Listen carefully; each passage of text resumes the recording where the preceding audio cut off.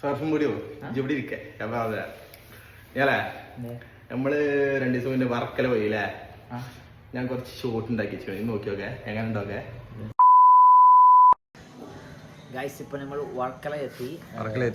അപ്പൊ നമ്മള് വർക്കലയിൽ ഒരു പള്ളി ആദ്യം സുബഹസ്കരിച്ച് തുടങ്ങുക. ഒരു ഡാന്റെ സ്റ്റാർട്ടിങ് എന്ന് പറഞ്ഞ സുബഹാണല്ലോ അല്ലേ.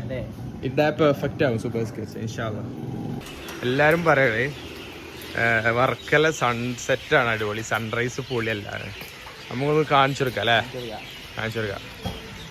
Sunrise mission sunrise. Okay, sunrise കാണാമെന്ന് ഇക്കാക്കെന്ന് സംഭവിച്ചു.